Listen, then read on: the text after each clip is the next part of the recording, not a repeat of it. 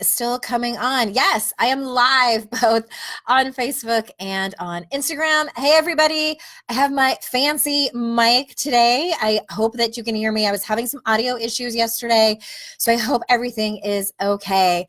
Hello, and welcome to our Thursday live. I am a little bit under the weather and I'm having some voice issues. So I will do my best to get through this. I love all the waves that everyone can do on Instagram Live. I love, love, love that. Thank you for waving at me. I'm waving back. And hello to everybody who's watching on Facebook Live as well. If you want to pop in and leave me your favorite emoji, or maybe even what was the last emoji that you used. I think the one I most commonly use is the thumbs up with my husband. I know some people look at that as like a little bit passive aggressive. I don't. To me, that's like, all right, yeah, we're good.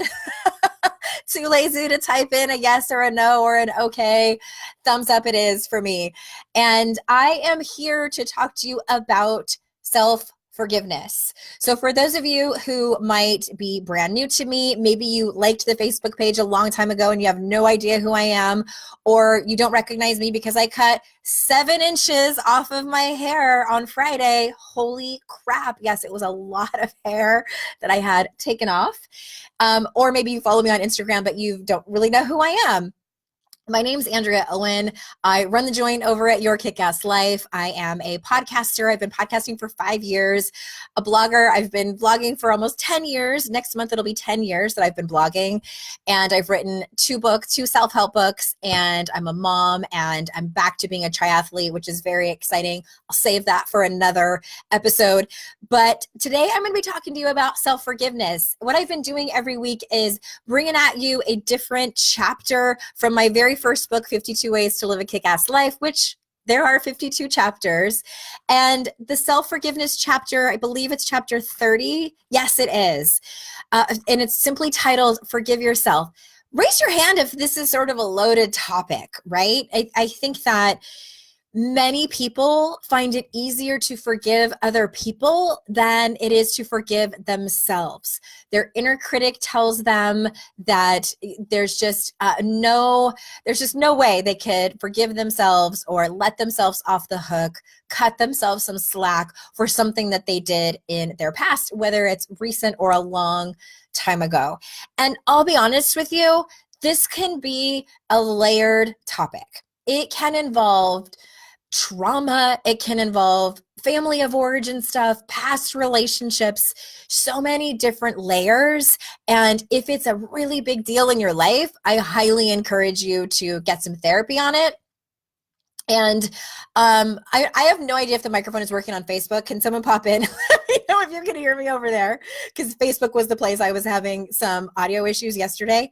But I wanted to today talk to you about 3 different perspectives to take that will hopefully help you with self-forgiveness. So maybe not necessarily tools to use, which hopefully it'll help, but 3 perspectives to take when it comes to self-forgiveness. Thank you, Shelly, so much that you can hear me. Okay, so here's the first perspective. Perspective number 1, and I really should have grabbed my glasses. It's a little dark in here. And I'm just reading from the book, and it's page 130, if anybody would like to follow on. Here's the first perspective. Try your best to remember what your true intentions were at the time that you did the thing that you cannot seem to forgive yourself for. Let's say you cheated on a partner. What were you actually looking for when you committed the act? If I had to guess, you were looking for comfort, validation, connection, and love. And at that time, your truest intention was to take care of yourself and get the feelings in the fastest way you knew how. Was the action the best way to get there? Maybe not. But my point is that you were looking for those human, instinctual, loving feelings, a way to take care of yourself the best way you knew how at that time. And this is not to say let yourself off the hook because you were doing the best you can. And it's okay, for anyone to do that or for you to do it in the future. It's really not. Again, this is just a perspective to take to hopefully have some self-compassion for yourself, to cut yourself a little bit of slack, because again, the point of it is that you were doing the best you could at the time, which brings me to perspective number 2 on self-forgiveness, which was, remember, you are human. By forgiving yourself, you're not saying it's okay to repeat the same mistakes. You're not saying it's okay for your children to do the same things even. Lost my place. Okay.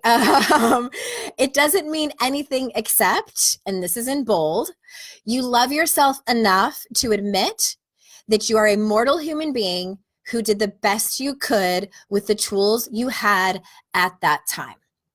So definitely directly related to the first perspective. This one, more so the bottom line is that you are human and that everybody makes mistakes. Every single person makes mistakes. I'm gonna read the third perspective, and then I have another point that I want to make that I just thought of that hopefully I don't forget. The third perspective around self-forgiveness is to think about it this way. If it were your child or your partner or your best friend or someone you cared about immensely, and they did what you did, then truly this person felt remorseful and asked for forgiveness. They apologized in the most genuine, honest, kind, and graceful way. They asked for forgiveness, and you truly believe that they did the best they could at that time they made the mistake. Would you forgive them? Or would you tell them, nah, you still need to suffer. I am not granting you any forgiveness? I don't think that you would do that. I think that you would forgive them if they were someone that you cared about and that you truly felt that they were remorseful for that. And I think that, again, that it is something that can kind of like ebb and flow back and forth in your life. Sometimes we feel like we've done the work on something, we have forgiven us for ourselves for something, and then we get triggered and it comes back up again. I mean, this is really within all personal development stuff. This happens and you feel like you're right back where you started. And my invitation is to start the process over again. All is not lost. We were just talking about that in my Raise Hell group program on Tuesday, where sometimes it does feel like 2 steps forward, 3 steps back, or 30 steps back, right?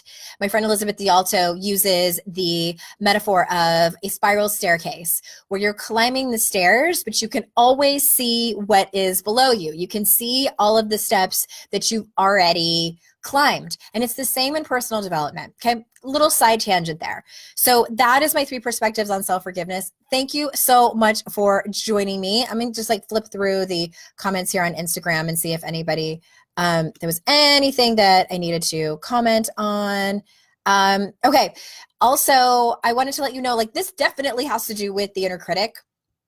And that's something I talk about a lot over here at Your Kick-Ass Life. If any of you have been following me or listening to the podcast, you know I talk about the inner critic a lot, that negative self-talk, that voice that's telling you you should not forgive yourself, that you need to just suffer for your indiscretions or whatever it is. So I have a free mini ebook, and it's 3 solid tools, like 3 of my favorite tools that I use, that I teach people in my classes, totally for free. Super easy to grab that. You just text the word kick-ass, have it be all one word, and to 444-999, and that will be delivered to you. It's free, super easy peasy. Text the word kick-ass to 444-999, and I will see all of you on the podcast. Right after this, I am going to record a favorite things episode that's going to come out a week from this coming Wednesday. So not this Wednesday, but the next one. I'm really excited. You guys, like 230 podcast episodes, and I've never done a favorite things episode. So stay tuned for that. That's also going to be on video, because I'm going to like show you all of my favorite, well, not all of my favorite things, but some of my favorite things that I have. And I'm excited for that. So thank you all so much for joining me on these live videos, or on the podcast, or just on Instagram. For those of you on Facebook, please follow me on Instagram. That's where I probably spend the most of my time. I'm at the same handle, Your Kick-Ass Life. And until next time, I will see you all out in cyberspace. Bye-bye.